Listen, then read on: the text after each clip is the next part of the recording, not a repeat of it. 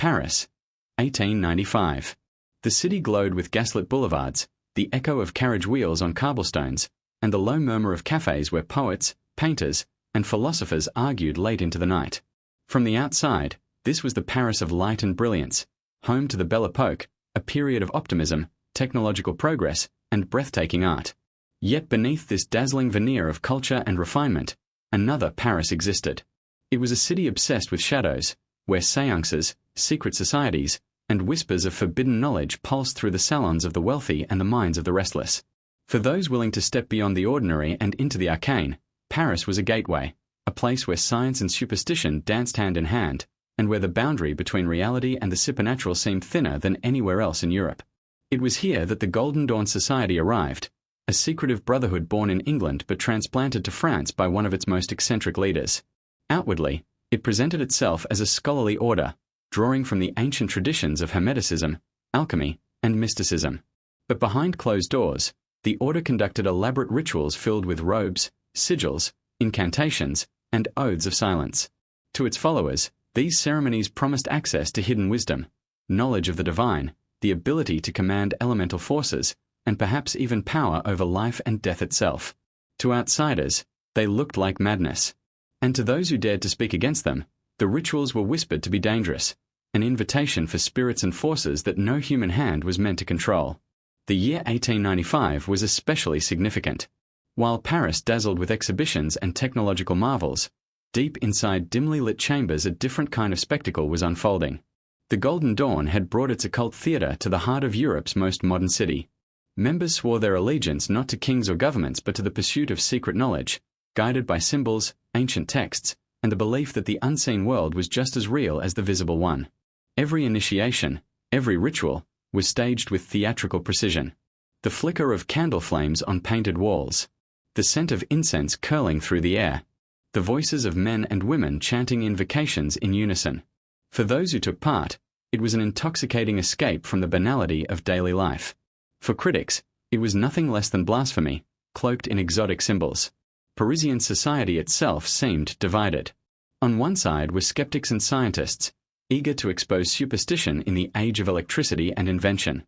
On the other were artists, aristocrats, and seekers who hungered for something beyond material progress, who wanted mystery in an age that seemed to explain away everything with rationality. The Golden Dawn fed this hunger. It promised not only mystery but mastery, not merely belief but practice. Here, one could claim to touch the currents of hidden power, to command angels and demons, to glimpse truths that the Church, the Academy, and the state refused to acknowledge. To its initiates, the order was nothing less than a portal to the forbidden. But as with all secret orders, the more secrecy it kept, the more speculation grew around it. Whispers circulated of strange initiations, of rituals involving blood and sacrifice, of women and men stripped of identity as they donned robes and masks.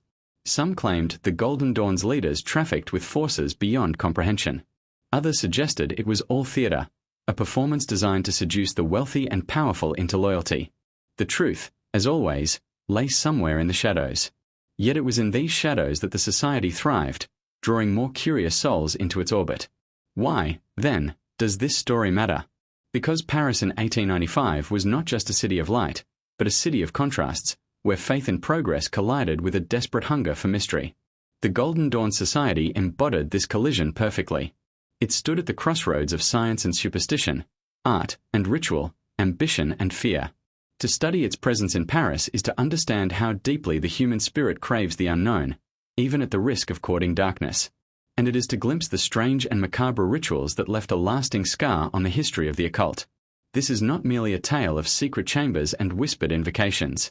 It is a story of power, of who sought it, how they tried to seize it, and what they risked in the process. It is about the seduction of mystery in an age that pretended it no longer needed mystery. And above all, it is about the thin line between enlightenment and destruction, a line the Golden Dawn walked in the flickering light of Parisian candles. What they did in those hidden rooms in 1895 continues to echo today, in both occult practice and the darker corners of our collective imagination. The Hermetic Order of the Golden Dawn did not appear in Paris by accident, nor was it born in the French imagination. Its roots stretched back across the Channel to Victorian England, where a strange combination of scholarship, mysticism, and a hunger for the hidden gave birth to one of the most influential occult societies in modern history. To understand the rituals that later haunted Paris in 1895, one must first understand the soil in which the Golden Dawn was planted. That soil was rich with the fragments of forgotten traditions, Hermetic philosophy from the Renaissance, Rosicrucian manifestos from the 17th century, alchemical texts that promise transformation, and Kabbalistic symbols said to map the very structure of the divine. These were the building blocks, and in 1888 3 Englishmen brought them together into a system that would change the face of Western esotericism. The first was William Wynne Westcott, a coroner by profession and a scholar of mystical texts by passion. He was a man caught between two worlds, the rational, clinical world of Victorian science and the dreamlike realm of magical manuscripts. Alongside him stood William Robert Woodman, a respected Freemason and physician, whose interests in Rosicrucianism provided both authority and structure. The third was Samuel Liddell MacGregor Mathis, a brilliant yet eccentric visionary whose appetite for ritual and pageantry would give the order its dramatic flair. Together, they claimed to have discovered ancient documents, cipher manuscripts, that outlined secret magical rituals and initiations. These manuscripts, they insisted, were the direct lineage of forgotten Rosicrucian wisdom. Whether this discovery was genuine or manufactured remains a matter of fierce debate among historians. Yet in the late 19th century, when mystery carried more weight than proof, such claims were more than enough to ignite imaginations. From the start, the Golden Dawn was unlike other esoteric groups of its time. Freemasonry had long held sway among Europe's secret orders, but it was restricted, hierarchical, and rooted in allegorical morality. The Golden Dawn, by contrast, offered something far more enticing, actual magic. Not mere symbols, but rituals designed to invoke angels, banish demons, and align the initiate with the forces of the cosmos. Its structure was clear and seductive, grades of initiation based on the Kabbalistic tree of life, each promising deeper access to hidden knowledge. The novice entered as a neophyte, working their way upward through stages linked to the elements of earth, air, water, and fire, before reaching the higher mysteries of adeptship. Every step was theatrical, imbued with robes, symbols, oaths, and secret words. It was religion without dogma, science without laboratories, theatre without an audience. Yet to its members, it was more real than anything the outside world could offer. By the 1890s, the Golden Dawn was flourishing in Britain. Temples had been established in London and beyond, drawing an eclectic mix of the curious and the ambitious. Doctors, lawyers, poets, and aristocrats stood side by side, united by their thirst for the unseen. Among them was the Irish poet W.B. Yeats, whose mystical experiences would later infuse his poetry with haunting imagery. Others included artists, actors, and seekers of every kind. The allure was not merely the promise of wisdom but the intoxicating sense of belonging to a hidden elite, a brotherhood, and, uniquely for the time, also a sisterhood, that transcended the rigid boundaries of Victorian society. For women especially, the Golden Dawn offered something rare, equal access to leadership and initiation. At a time when most social clubs barred them outright, here they could wield magical authority, command ritual, and explore their own spiritual power. Yet while the Golden Dawn was thriving in England, cracks were beginning to appear. Ambition, ego, and the inevitable friction of secrecy were already stirring beneath the surface. And it was Samuel Liddell MacGregor Mathis who became the lightning rod for both inspiration and conflict. Unlike his fellow founders, Mathis hungered for more than quiet study. He craved spectacle. His rituals were grand, his imagination boundless, and his personality domineering. To many, he was the living embodiment of the Order's mysteries. To others, he was dangerously arrogant. When he moved to Paris in the mid-1890s, he brought not only the teachings of the Golden Dawn but also his own vision of what the society could become, more dramatic, more powerful, and more dangerous. Mathis' relocation to Paris would prove pivotal. Here was a city already teeming with occult fascination, a place where mystics, spiritualists, and charlatans rubbed shoulders in the salons of Montmartre and the libraries of the Sorbonne. Paris offered him not only new disciples but a stage on which to perform. And in this new theatre, the Golden Dawn would take on a distinctly continental flavour. It was no longer just an English experiment in ritual magic. It was becoming an international phenomenon, draped in the mystique of Parisian decadence. In the hands of Mathis and his wife Moina, the society's identity shifted from scholarly curiosity to a kind of occult aristocracy, complete with costumes, pageantry, and rumours of rituals that blurred the line between enlightenment and heresy. The origins of the Golden Dawn thus reveal a paradox. It was at once scholarly and theatrical, intellectual and visceral, steeped in history yet constantly reinventing itself. Its founders borrowed freely from older traditions, stitching together fragments of Hermetic texts, Masonic structure, Kabbalistic symbolism, and magical practice into something entirely new. They claimed ancient authority, yet what they created was modern, a reflection of Victorian hunger for mystery in an age increasingly dominated by rational science. It was this blend of old and new, of authority and invention, that made the Golden Dawn so compelling to its members and so unsettling to its critics. And as it crossed the Channel into Paris, it carried with it not only these contradictions but also the seeds of the scandals and conflicts that would eventually tear it apart. By the time 1895 arrived, Paris was primed for its arrival.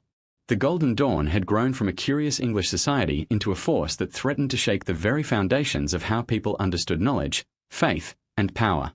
What began with 3 men and a set of mysterious manuscripts had become something far larger, an international order that promised to open doors to the invisible. But as history would soon show, some doors are better left unopened. Paris in 1895 was a city unlike any other in the world, a crossroads where modernity and mysticism collided in equal measure. On the surface, it was the jewel of the Belle Epoque, dazzling with electric street lamps, Art Nouveau architecture, and a cultural confidence that made it the beating heart of Europe. The cafés along the Boulevard Saint-Germain buzzed with conversation, the cabarets of Montmartre pulsed with music, dance, and satire, and the grand boulevards shimmered with fashion, invention, and wealth. To the casual visitor, Paris was alive with progress, embodying the optimism of a new age. But just beneath this glittering facade lurked another Paris, one steeped in shadows, where curiosity about the occult, the supernatural, and the forbidden thrived just as vigorously as its art and science. The late 19th century was an era of contradictions. On one hand, scientific progress was rewriting the boundaries of human understanding. Electricity was transforming homes and streets, the first automobiles rattled through the city, and advances in medicine promised to defeat diseases that had plagued humanity for centuries.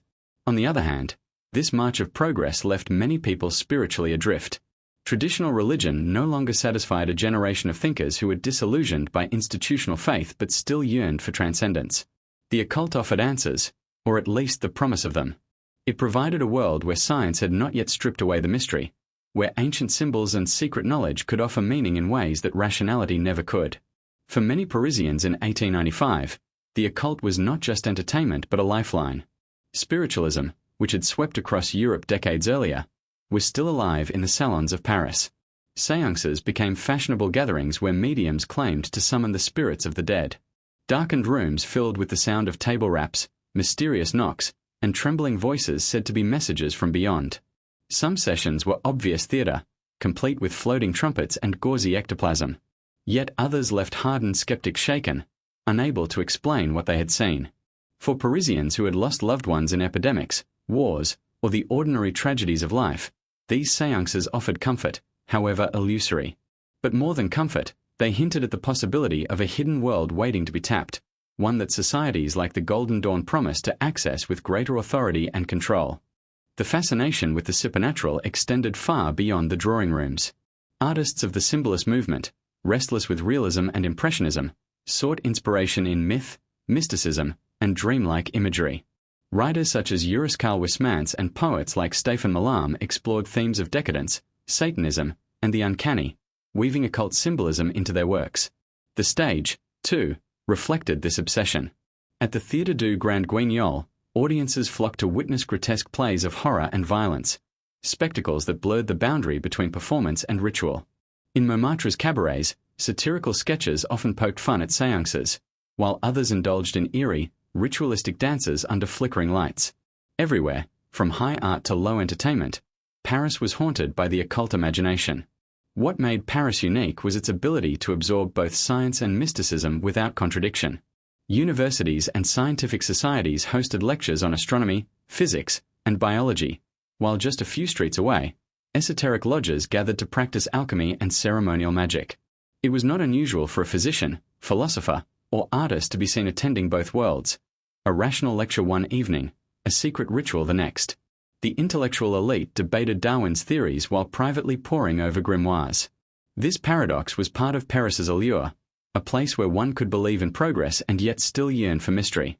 Into this environment arrived Samuel Little MacGregor Mathis and his wife Moyna, bringing with them the teachings of the Golden Dawn. For them, Paris was fertile ground. The city was already crowded with occult circles, Rosicrucians, Theosophists, spiritualists, and self-styled magicians. Yet the Golden Dawn distinguished itself by offering not vague promises of contacting the dead, but a structured system of initiation, ritual, and supposed mastery over the unseen. To a city buzzing with curiosity, this was irresistible. The Golden Dawn represented the next step beyond parlor games and seances, an organized attempt to seize power from the spiritual realm, rather than merely glimpse it. The contrast between the Paris of light and the Paris of shadows gave the society its stage. By day, the boulevards blazed with modern wonders, cinematographs, electric lights, and phonographs that captured sound itself. By night, behind shuttered windows and heavy curtains, initiates donned robes embroidered with mystical symbols, preparing to enact ceremonies that claimed to summon elemental forces. To the uninitiated, this duality might seem absurd. But to those within it, there was no contradiction at all. Progress illuminated the outer world. Ritual illuminated the inner one. In 1895, the hunger for the occult was not merely curiosity, it was part of a deeper cultural crisis. Industrial progress had changed how people lived, worked, and even thought. Yet the human soul demanded more than factories, wires, and inventions. In Paris, the occult became a mirror for these anxieties, reflecting both the hope for hidden wisdom and the fear of forces beyond control. The Golden Dawn's arrival in this city at this precise moment was no coincidence. It was drawn like a moth to flame, seeking disciples among those who believed that the world of spirits, symbols, and rituals was just as real as the glowing lamps along the Champs-Élysées. This Paris of contradictions, modern yet mystical, scientific yet superstitious, was the perfect stage for the Golden Dawn's experiments. The society promised not only to reveal hidden truths but to grant mastery over them. In a city of dreamers, skeptics, artists, and seekers, this promise was intoxicating. And as 1895 unfolded, the Golden Dawn would entangle itself with Parisian culture in ways both enthralling and dangerous, forever binding the city's story with the legacy of the occult. Behind the shimmering surface of Paris in 1895, where theaters, cafes, and electric lights dazzled the crowds, something far more secretive was unfolding in dim, hidden chambers.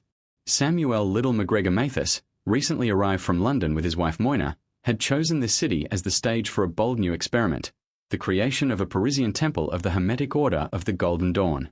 This temple, known as the Ahathua Temple, was no ordinary gathering place. It was a sanctuary of symbols and silence, where elaborate rituals were staged with the precision of theatre but the seriousness of religion.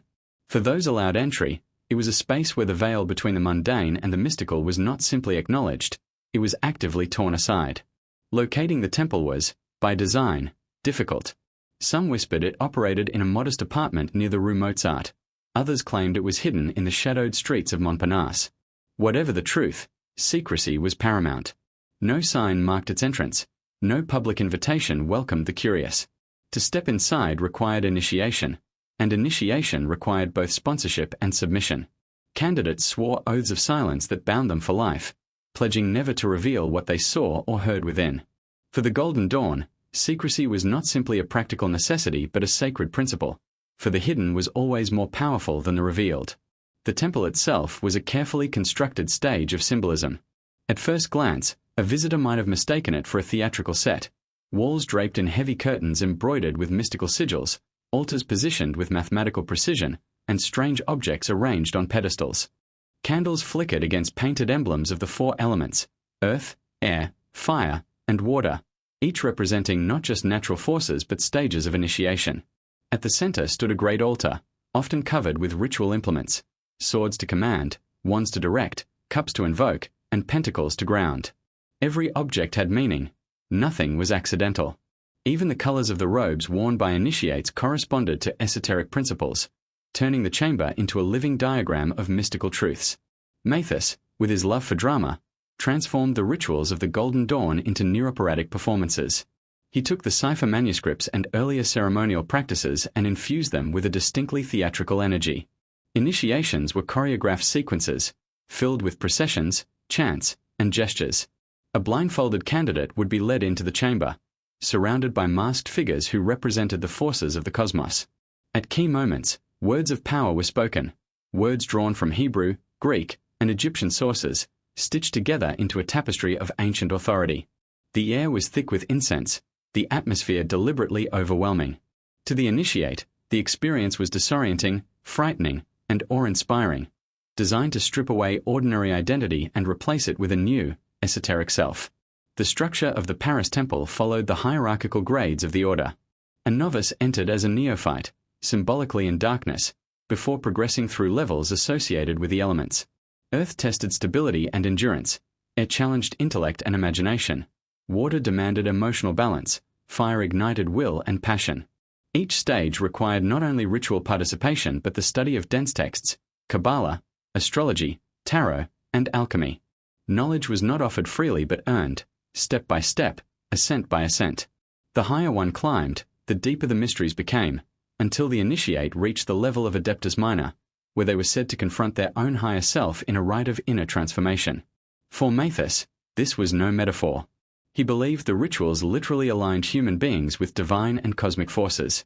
The Paris temple also reflected the unique character of its leaders. Moina Mathis, an accomplished artist and clairvoyant, played a central role in the ceremonies. She designed ritual regalia, painted symbolic diagrams, and acted as a medium during visionary work. Together, she and Samuel embodied the dual authority of masculine and feminine forces, presenting themselves almost as priest and priestess in a living myth.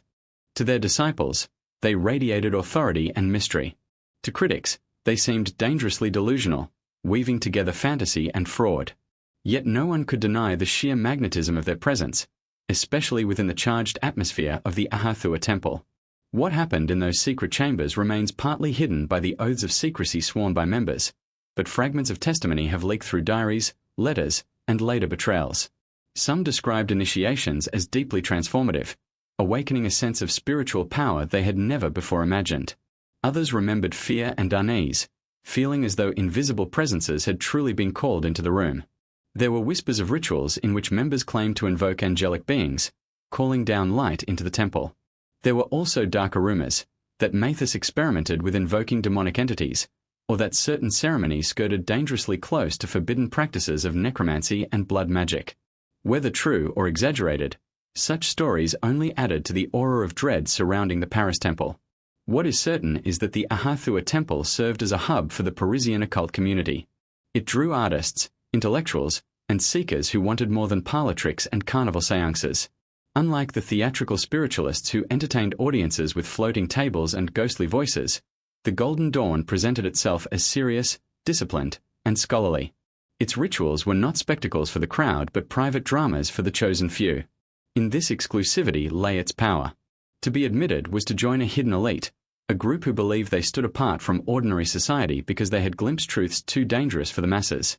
For outsiders, however, the secrecy bred suspicion. To journalists and skeptics, the temple was little more than a cult, manipulating gullible followers with smoke, mirrors, and exotic words. To the Catholic Church, it was blasphemous, a revival of heresies long condemned. To rival occultists, it was competition, threatening to eclipse their own societies with its bold claims. Paris thus became a city of rumor, where stories of the Golden Dawn ceremonies circulated like whispered ghost tales, each retelling darker than the last. The Paris temple, then, was more than a physical space. It was a crucible where mysticism, ambition, and performance merged into a single, volatile force. Behind its closed doors, the rituals of the Golden Dawn promised transcendence, power, and knowledge. Outside, they stirred suspicion, fascination, and fear. And as the order grew in Paris, so too did the shadows surrounding it, shadows that would eventually consume the very society Mathis had sought to build. The true heart of the Golden Dawn, and the reason it has lingered in the imagination of occult history, is found not in its organizational structure or lofty theories but in its rituals.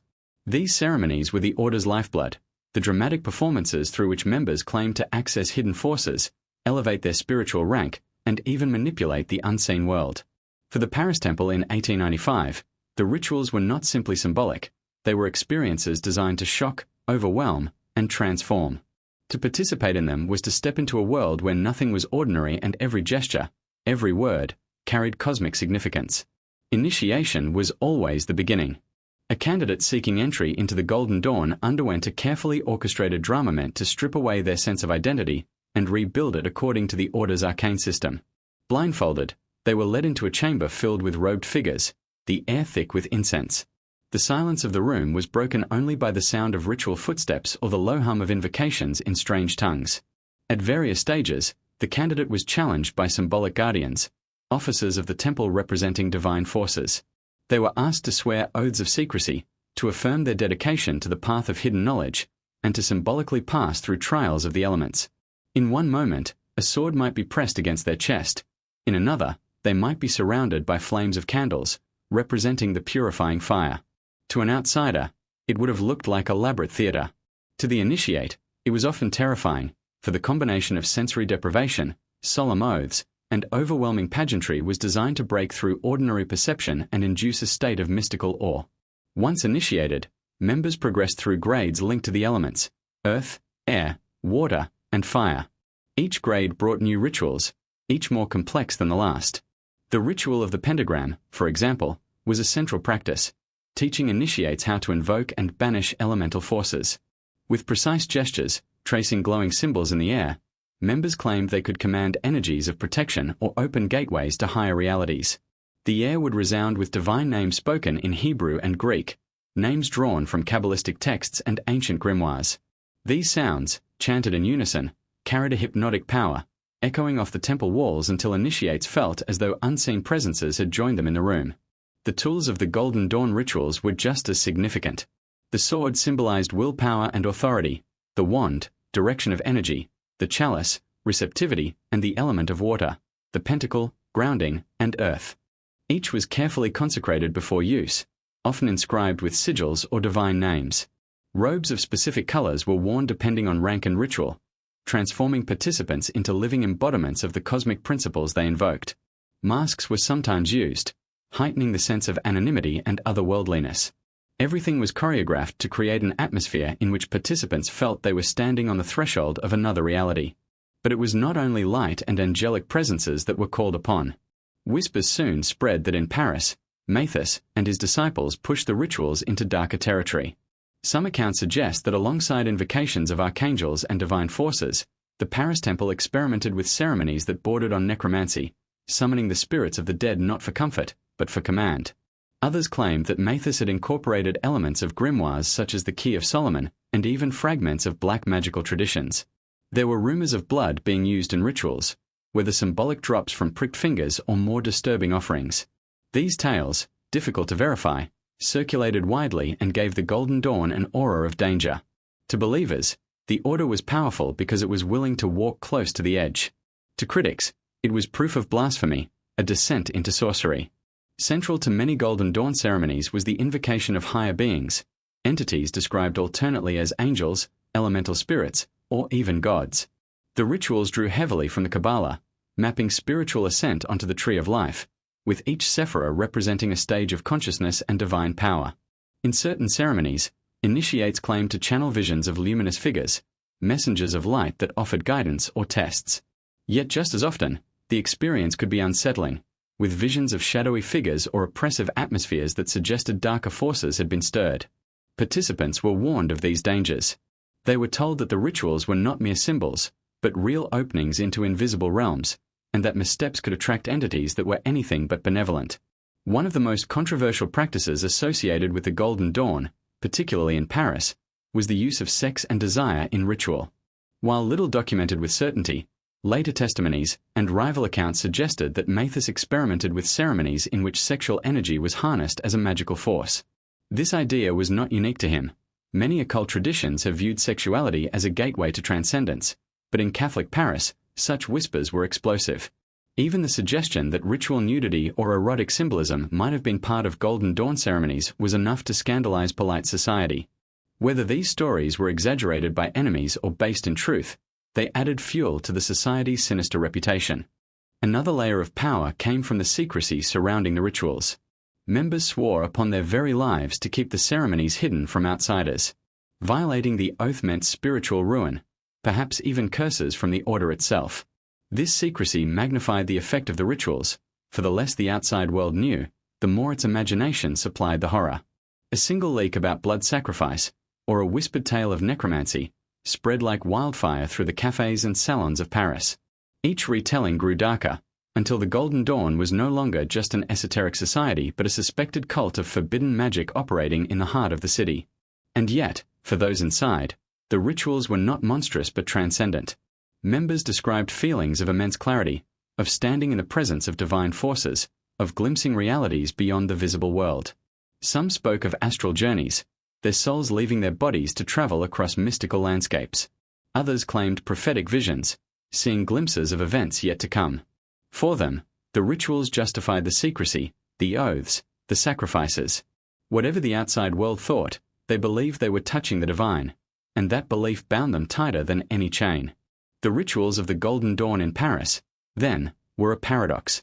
To initiates, they were sacred gateways to higher knowledge. To critics, they were dangerous games with forces that should never be summoned. And to historians, they remain a mixture of fact and legend, theatre and mystery, impossible to fully disentangle. What is certain is that these ceremonies, charged with symbolism, secrecy, and power, became the defining feature of the Paris Temple. They gave the order its allure, its danger, and ultimately its downfall, for the darker the rituals became, the harder it was to separate truth from rumor, faith from fear.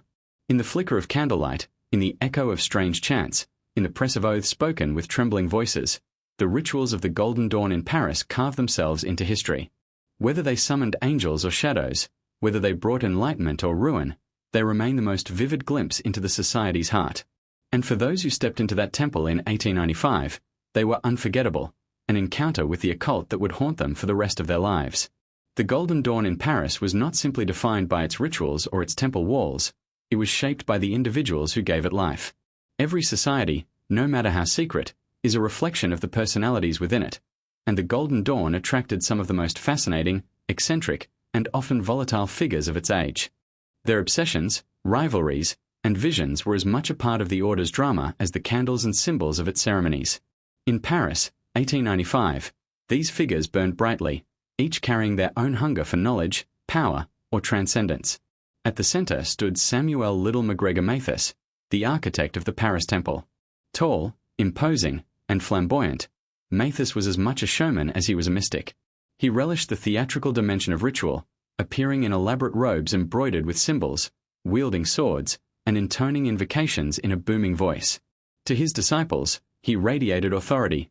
To his critics, he was a tyrant intoxicated by his own pageantry. Mathis had long cultivated an aura of mystery around himself, claiming descent from Highland clans and adopting the MacGregor name to emphasize a supposed lineage of ancient nobility. In truth, he came from far humbler origins, but in the world of occultism, myth often mattered more than fact. For Mathis, identity itself was a ritual, a carefully staged performance that convinced others of his power. Mathis' intellectual contributions were significant. He translated ancient grimoires, such as the Key of Solomon and the sacred magic of Abramelin the Mage, which became foundational texts for modern ceremonial magic.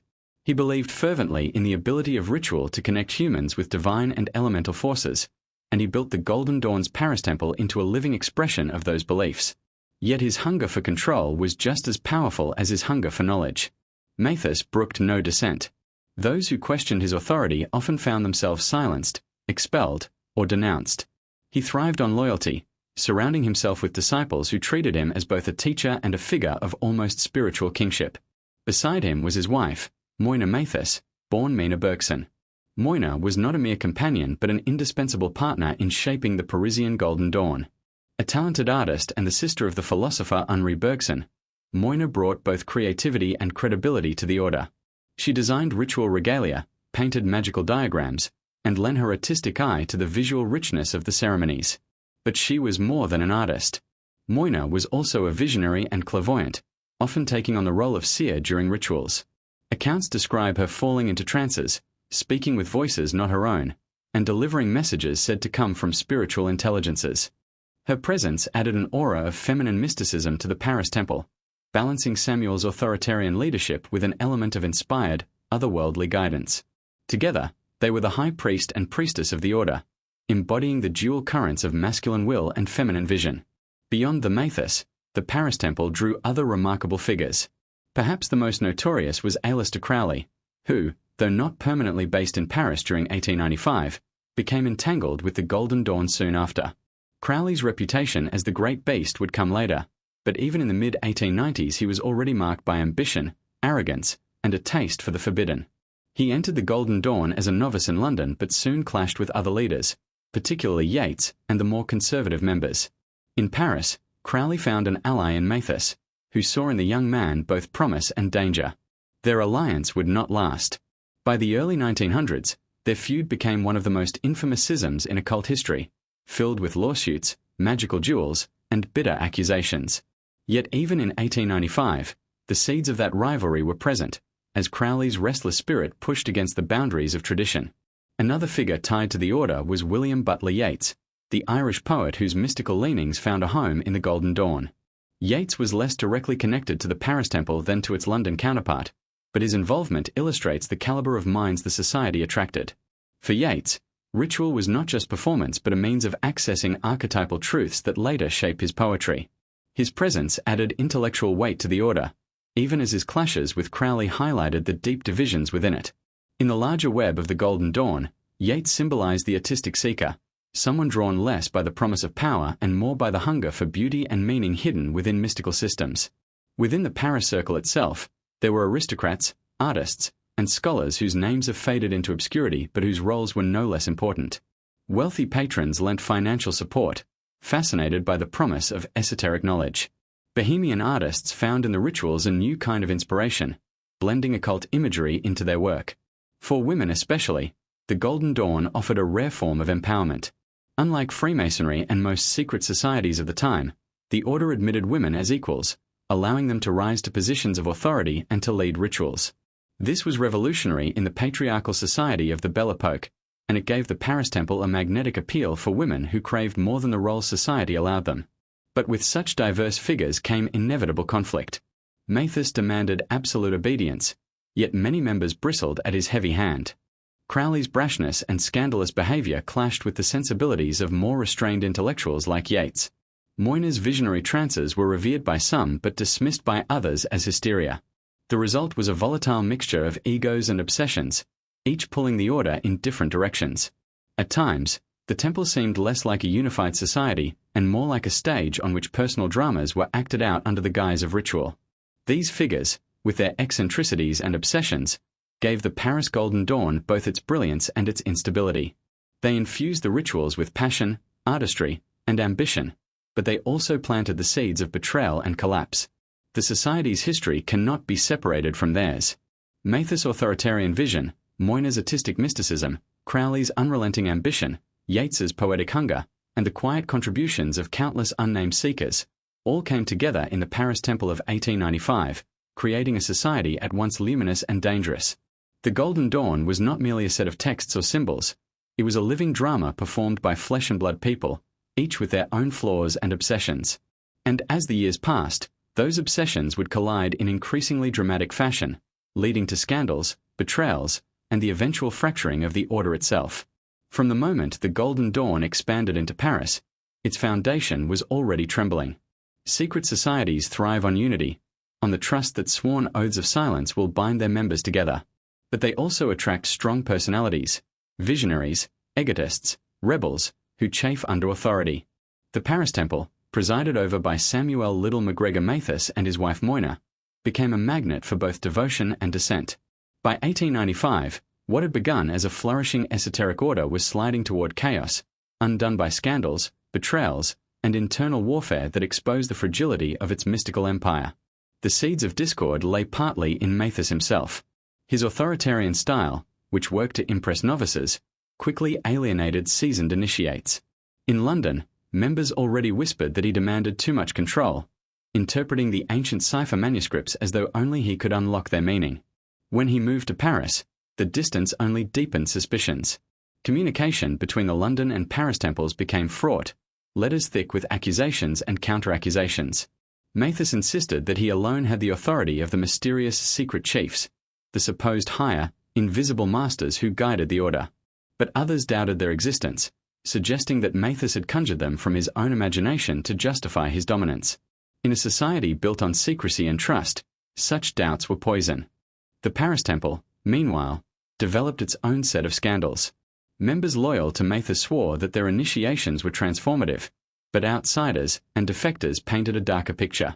Some alleged that Mathis demanded blind obedience not just in ritual but in personal matters, blurring the line between spiritual guidance and manipulation.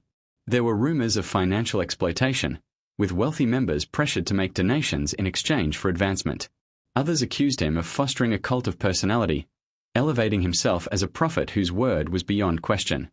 In Parisian society, where gossip was a currency, such stories spread quickly. The Golden Dawn was whispered about in cafes and salons, its rituals transformed in retellings into sinister spectacles of blood and blasphemy. The greatest betrayal, however, came from within. Aleister Crowley, still a rising figure in the order, played a pivotal role in the unraveling.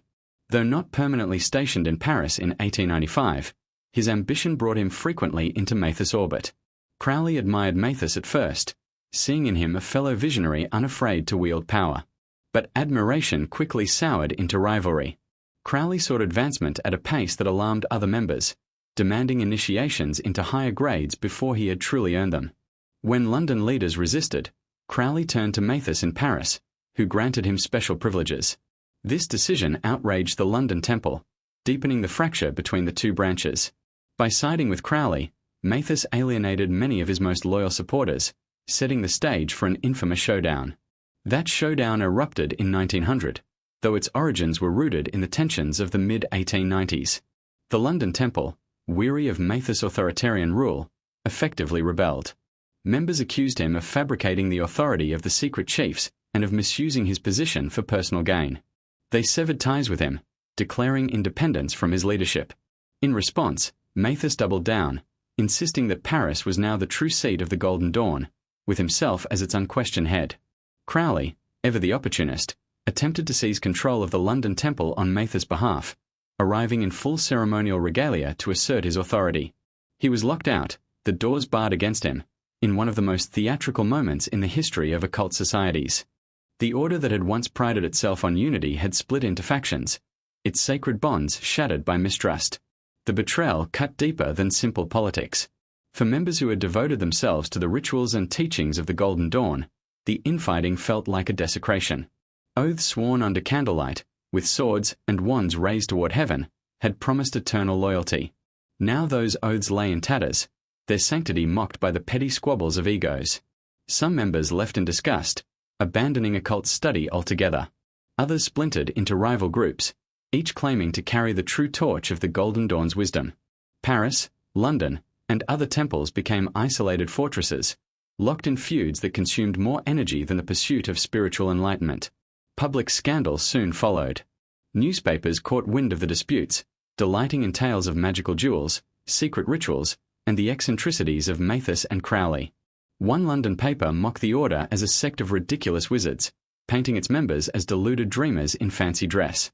Yet the ridicule only sharpened the aura of danger around the Paris Temple.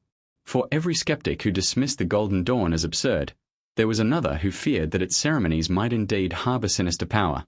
The society was no longer simply secret. It was notorious. What makes this period of scandal so striking is how quickly devotion turned to betrayal.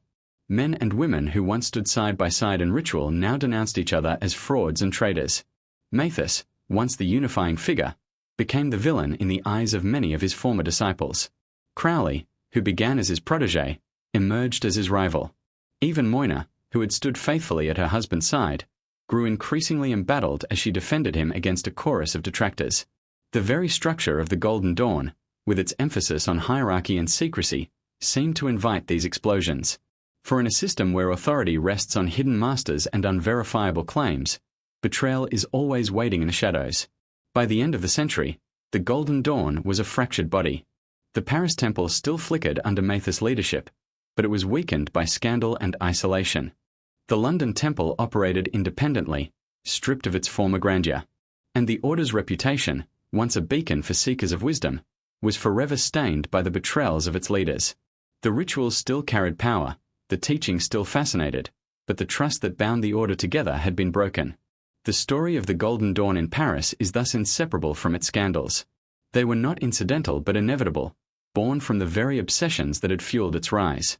Ambition, secrecy, hunger for power, all were present from the beginning, and all eventually consumed the society from within. In the end, The Golden Dawn's greatest enemies were not the skeptics or the church, but its own members, tearing each other apart in the pursuit of authority. And in those betrayals, the Order revealed its truest ritual, the eternal drama of human ambition, cloaked in the language of magic but driven by the same flaws that haunt every society, secret or not. In 1895, Paris was not only the epicenter of art and modern culture, it was also a city where the boundaries between the respectable and the forbidden blurred in salons, drawing rooms, and behind closed curtains. The Golden Dawn, with its air of secrecy and promises of hidden knowledge, fit perfectly into this climate. For the city's elite, its aristocrats, wealthy patrons, writers, and artists, membership in or association with such an order was more than a spiritual pursuit. It was a symbol of sophistication, daring, and rebellion against the rigid structures of society. Within Parisian high society, the occult was not an embarrassment, it was a fashion, and the Golden Dawn provided one of the most exclusive tickets into this world of shadows. The fascination with the occult in Parisian salons had already been primed by decades of spiritualism. Wealthy hostesses frequently held séances as social amusements, inviting mediums to summon the spirits of the dead for after-dinner entertainment. Guests included aristocrats, politicians, and even scientists, who approached the spectacle with equal parts skepticism and awe. The Golden Dawn's arrival offered a new, more structured alternative to this parlor mysticism. Unlike the flimsy tricks of some mediums, the Golden Dawn presented itself as a scholarly and disciplined order rooted in ancient traditions. This seriousness made it especially appealing to intellectuals and artists who longed for something deeper than carnival spectacle.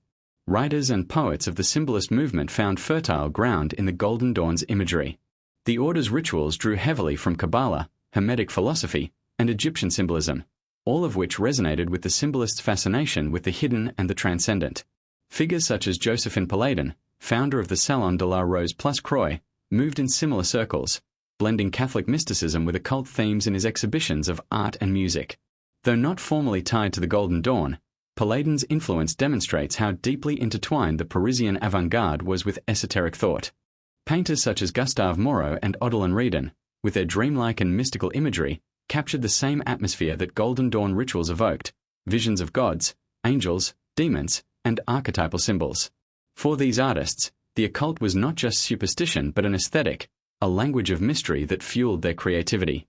Among the wealthy, participation in or association with occult societies was often a mark of distinction.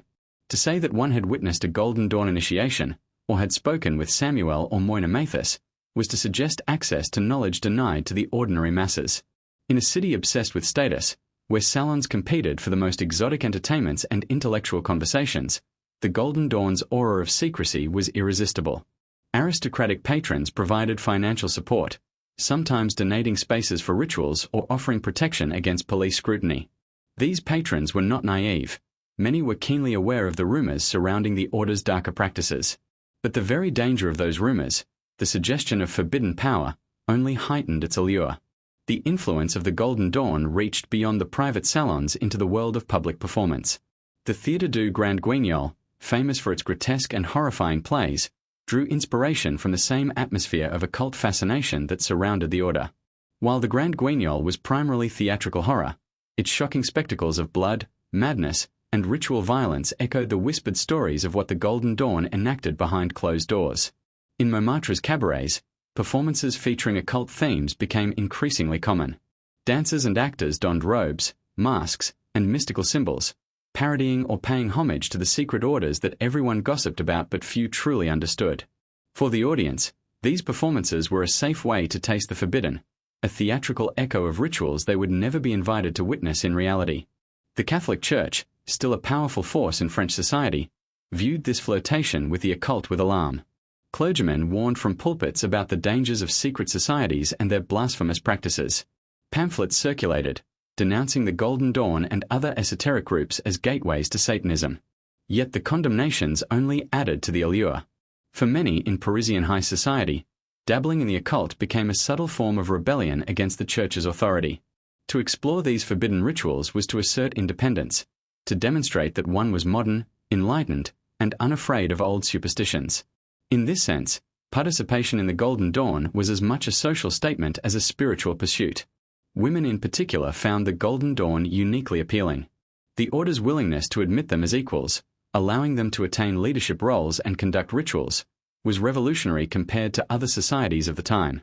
For aristocratic women, often constrained by rigid social expectations, the Golden Dawn offered a rare space of empowerment.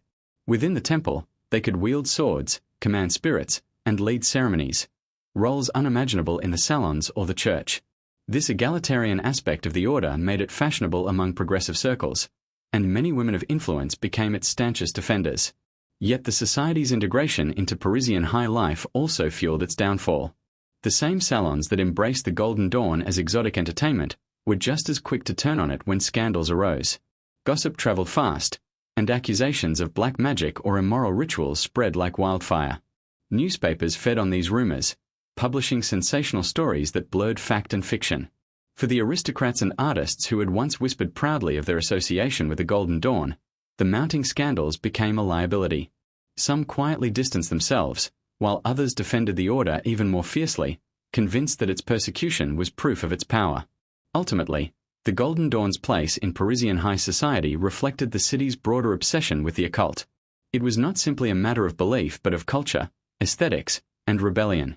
The order's rituals provided a secret theater for the elite, a space where they could indulge their fascination with mystery and danger while maintaining the outward respectability of Parisian sophistication. Even as scandals tarnished its name, the Golden Dawn left a deep imprint on the art, literature, and intellectual life of the city.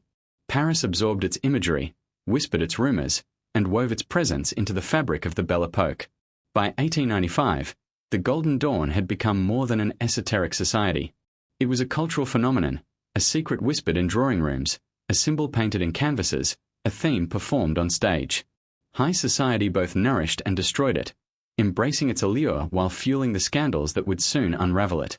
The Paris Temple was not just a hidden chamber for initiates, it was a reflection of an entire city's hunger for mystery, its love of spectacle, and its fascination with the shadows that lurked just beyond the reach of electric light. The Golden Dawn's Paris Temple was already shrouded in secrecy, but what ensured its enduring notoriety were the rumors that surrounded its darkest alleged practices. For every carefully documented ritual of initiation or invocation, there were stories whispered in cafes and printed in sensationalist newspapers that described ceremonies far more sinister. Tales of blood, sex, necromancy, and forbidden rites clung to the Golden Dawn like smoke, impossible to dispel entirely. Yet historians still wrestle with the same question: how much of this was true, and how much was the fevered imagination of outsiders who saw danger in every shadow? The most persistent accusation was that the Paris Temple had crossed the line from ceremonial magic into black magic. Unlike the invocations of angelic names and the symbolic trials of initiation, black magic was understood as the direct summoning of demonic forces for personal gain. Critics claimed that Samuel Little McGregor Mathis had grown reckless in his rituals, experimenting with summoning entities that even traditional grimoires warned against invoking. One particularly lurid rumor insisted that Mathis had conducted midnight ceremonies to conjure spirits of the dead, binding them to his will in order to gain knowledge or power. Witnesses who claimed to have seen these rites spoke of cold drafts sweeping through the temple, flickering lights, and the feeling of invisible presences pressing upon their chests. Whether these accounts were exaggerated or not, they cemented the image of the Golden Dawn as a society willing to traffic with darkness. Blood sacrifice was another claim that haunted the order. In a city where Catholic imagery still carried immense power, the suggestion that blood was spilled in a ritual context was deeply shocking. Some stories allege that the Paris Temple used animal blood to consecrate ritual tools or to empower magical circles. More scandalous whispers suggested that human blood, perhaps drops drawn from the initiates themselves, was offered during ceremonies. These rumors, repeated in hushed tones in salons and printed in mocking editorials, painted the Golden Dawn as little better than a cult of sorcerers. Yet the surviving records of the order offer no evidence of such practices, and most scholars believe these accusations were products of fear-mongering. Still, the idea of blood in the ritual chamber was too powerful a symbol to dismiss, and it lingered in the imagination of Parisians long after the order's decline. Sexual ritual was perhaps the most explosive allegation of all.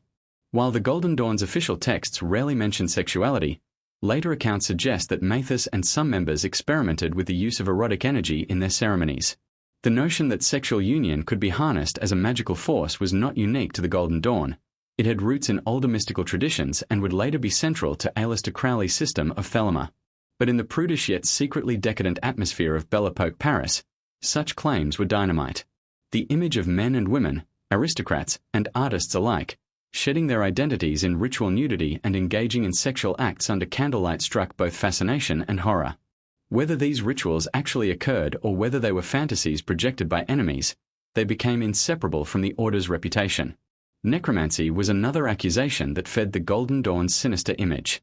Some defectors from the Order claimed that Mathis encouraged experiments in contacting the dead not just through symbolic means but through direct, dangerous invocations. Paris, already enamored with spiritualism and seances, found these rumors believable. After all, if mediums and salons could claim to raise the spirits of the departed, why shouldn't a powerful occult order do the same on a grander scale? Yet where spiritualists claimed to comfort grieving families, the Golden Dawn was said to seek power. The distinction mattered greatly. To high society, necromancy was the darkest of arts, an attempt to violate the natural order by enslaving souls that should have been at rest. But were these stories true? Evidence suggests that much of what circulated in Parisian gossip was likely exaggerated, distorted, or even deliberately invented. Rival occult groups, such as the followers of Josephine Paladin or competing Masonic lodges, had every reason to tarnish the Golden Dawn's reputation. The Catholic Church, too, saw in these rumors an opportunity to warn the faithful against the dangers of secret societies. And the newspapers of the Belle Epoque thrived on scandal, often embellishing tales to sell copies. It is telling that many of the darkest allegations against the Golden Dawn appeared not in private diaries of members but in public denunciations and sensationalist reporting. Still, dismissing all of these stories as lies would be equally misleading. The Golden Dawn's rituals were undeniably theatrical, filled with symbolism that could easily be misinterpreted as sinister. A blindfolded initiate surrounded by masked figures holding swords might, to an outsider, look like a hostage about to be sacrificed. The chanting of divine names in strange languages might sound like demonic invocations to ears unfamiliar with Hebrew or Greek. And Mathis himself, with his love of drama and reputation for arrogance, seemed almost designed to attract scandal.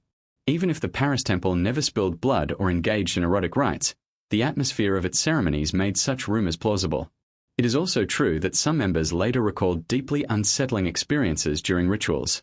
While many described encounters with angelic visions or feelings of enlightenment, others reported oppressive atmospheres, terrifying visions, or sensations of being watched by hostile forces. These subjective accounts suggest that the rituals could indeed open psychological doors that some participants were ill-prepared to face. In an age when psychology was only just beginning to emerge as a discipline, such experiences were easily interpreted as supernatural. Whether demons or the subconscious, the terror felt in those rituals was real to those who experienced it. The line between fact and fear-mongering in the history of the Paris Golden Dawn is therefore blurred. On one side are the verifiable texts and practices, rituals of initiation, invocations of divine names, symbolic trials. On the other side are the rumors of blood, sex, and necromancy, stories amplified by enemies and the press. Between them lies a grey zone where perception, imagination, and suggestion played powerful roles. In a society obsessed with both science and the supernatural, even a whiff of scandal could transform whispers into legends. What is certain is that these alleged darker practices left a permanent stain on the Golden Dawn's reputation. Whether or not they were real, they define how the society was remembered. For outsiders, the Golden Dawn became synonymous with forbidden magic, a symbol of what happens when intellectuals and artists abandon reason for the lure of the occult. For believers, the persistence of these rumors was proof of the Order's power. Why else would society fear it so much if it were not tapping into something real? In the end, the alleged darker practices of the Golden Dawn in Paris were as much about the fears of the society around it as they were about the rituals themselves. They reflected anxieties about modernity, about the loss of faith, about the hidden desires bubbling beneath the surface of respectability. The Golden Dawn became the canvas onto which Paris projected its darkest fantasies. And whether those fantasies were true or not, they gave the Order a reputation that would echo long after its temple doors had closed. By the mid-1890s, the Golden Dawn's Paris temple was both feared and admired, its reputation magnified by secrecy, scandal, and whispers of forbidden rites. Yet no society built on such volatile foundations could endure for long. The very qualities that made the Order irresistible, theatrical rituals, powerful personalities, and a culture of secrecy, also contained the seeds of its undoing. What followed was a slow but inevitable unraveling. By the close of the century, the once proud Golden Dawn was fractured, weakened, and its Parisian temple standing as a fading echo of past grandeur. The decline began with internal dissent. As the scandals surrounding Samuel Little McGregor Mathis grew louder, many of his disciples began to question his authority. He had long claimed that his leadership derived from the secret chiefs, invisible masters who supposedly guided the order from the shadows. At first, this claim lent him an aura of mystery and legitimacy. But as disputes multiplied, members began to doubt whether these secret chiefs existed at all. Was Mathis truly in contact with higher beings, or had he invented them to maintain power? The question was never resolved, but the suspicion that their leader was manipulating them for his own purposes corroded trust within the Paris temple. The London branch of the Golden Dawn soon broke openly with Mathis, accusing him of despotism, dishonesty, and reckless leadership. The schism was devastating. For years, the Paris temple had relied on its connection to the larger network of Golden Dawn lodges in Britain. Cut off from this support, Mathis and his wife Moina found themselves increasingly isolated. Instead of a unified society spanning two great cities, the order fractured into rival factions, each claiming to be the true inheritors of the Golden Dawn's wisdom. In Paris, this meant dwindling membership and mounting suspicion, as potential initiates hesitated to join an order at war with itself. Personal betrayals hastened the decline. Aleister Crowley, once a protege of Mathis, became his bitter rival. Their feud spilled into public, with accusations of treachery and even magical warfare. Crowley, with his gift for self-promotion, spread stories of dramatic confrontations and secret duels of willpower and sorcery between himself and Mathis. Whether these tales were exaggerations or pure invention hardly mattered. The damage was done. To the public, the Golden Dawn no longer looked like a disciplined esoteric order but like a nest of quarreling magicians consumed by ego and ambition. In Paris, where reputation was everything, this was a fatal blow. Financial troubles also played their part. Maintaining a secret temple with elaborate regalia, altars, and costumes required resources. The Mathis had relied on the patronage of wealthy supporters, but as rumors of scandal multiplied, many of these patrons quietly withdrew. Without their backing, the temple could no longer sustain the scale of rituals that had once impressed initiates. The grandeur of the ceremony shrank, and with it the sense of or that had drawn members in the first place. For an order that thrived on spectacle, the loss of resources meant the loss of power. By the late 1890s, defections became common. Some members abandoned occultism altogether, disillusioned by the bitter feuds and broken promises. Others joined rival societies, such as the Theosophical Society or Rosicrucian groups, which offered similar mysticism without the taint of scandal. Still others remained loyal to Mathis and Moina, but their numbers dwindled, and their influence outside the temple walls waned. Paris, once a fertile ground for esoteric fascination, moved on. New movements arose, new scandals captured attention, and the Golden Dawn slipped into the background. For Mathis himself, the decline was both professional and personal. Once the commanding figure at the center of a powerful order, he now appeared increasingly paranoid and defensive. Isolated in Paris, he lashed out at critics, insisting that he alone preserved the true wisdom of the Golden Dawn. His wife Moina stood faithfully at his side, continuing her work as visionary and artist, but together they appeared more embattled than inspired. The temple that had once glittered with ritual firelight now seemed more like a shadow play, its grandeur remembered more than lived. By the turn of the century, the Golden Dawn was a hollow shell of what it had been in its prime. In Paris, the Ahathua temple still flickered, but it was no longer the vibrant hub of occult activity it had once been. Without new initiates, without the energy of fresh scandal to draw attention, it began to wither. In London, splinter groups carried on fragments of the teachings, each claiming legitimacy, but none commanded the or that the unified Golden Dawn once had. The order had become a victim of its own contradictions, founded on secrecy but destroyed by exposure, built on unity but torn apart by ambition. And yet, even in decline, the Paris Golden Dawn left an indelible mark. The scandals that surrounded it ensured that it would never be forgotten. To some, it was a cautionary tale of what happens when ambition and ego corrupt spiritual pursuits. To others, it was a symbol of forbidden knowledge, a society that dared to peer into mysteries others feared. Its rituals, even in their distortion by gossip, inspired artists, writers, and occultists long after the temple itself fell silent. The aftermath of the Golden Dawn's decline was not only organizational but cultural.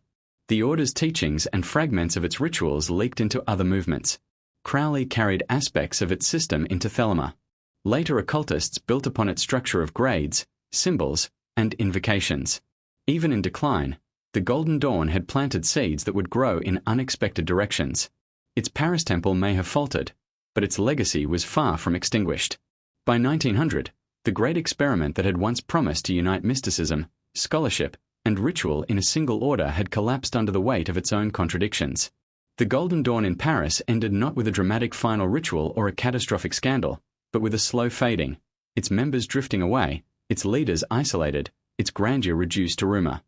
Yet that fading did not erase its story. Instead, it ensured that the Golden Dawn would forever linger as a ghost of the Belle Epoque, a reminder of a time when Paris dared to flirt with the forbidden and when the shadows of ritual magic flickered beside the lights of modernity. The Golden Dawn may have fractured in scandal and declined into obscurity by the early 20th century, but its influence did not vanish with the extinguishing of its temple candles. On the contrary, its legacy grew far beyond what Samuel and Moina Mathis could have imagined.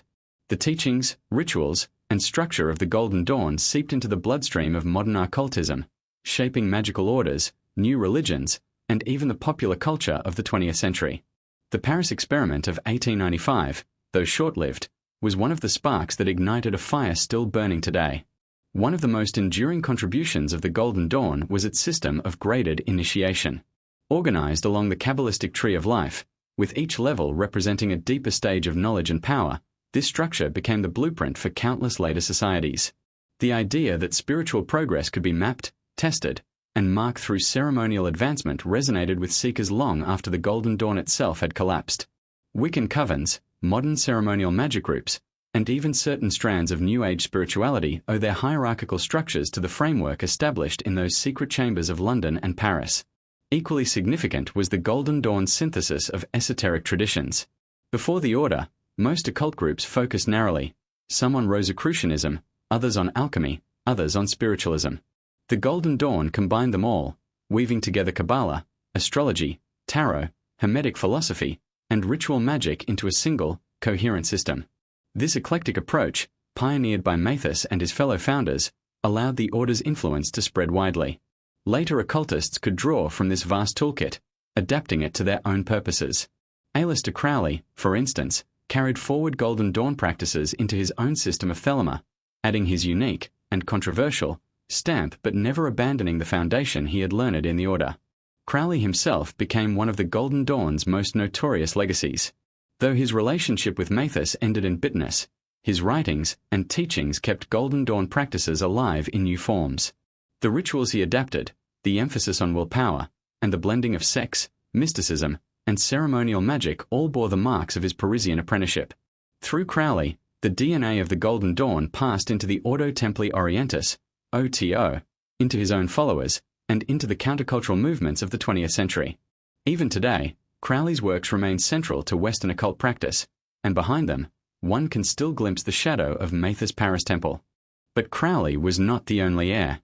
The Golden Dawn's impact can also be traced in Wicca, the modern pagan religion developed by Gerald Gardner in the mid-20th century. Gardner, though not a direct initiate, absorbed many Golden Dawn concepts through the broader occult community in Britain. The use of ritual tools, the wand, chalice, pentacle, and sword, was directly inherited from Golden Dawn symbolism. The invocation of the elements, the casting of protective circles, and even the structure of group ceremonies all show the unmistakable influence of Mathis' order. While Wicca presented itself as a revival of ancient witchcraft, its ritual DNA was as much Golden Dawn as it was pagan folklore. The Parisian flavor of the order, with its artistic connections, also left a lasting cultural imprint. Symbolist painters, poets, and dramatists who brushed against the Golden Dawn or its affiliates carried its imagery into their work. The idea of art as ritual, of theatre as a magical act, found fertile ground in Paris during the Belle Epoque and reverberated into 20th century avant-garde movements. Surrealists like André Breton, though not directly tied to the Golden Dawn, were influenced by the atmosphere of occult experimentation that societies like it had cultivated. The blending of mysticism and modern art, a hallmark of Parisian culture at the turn of the century, owed much to the Golden Dawn's presence. Even popular culture absorbed the echoes of the Golden Dawn. The tarot, once a niche tool for fortune-telling, became globally popular in large part due to the order's systematization of its symbolism.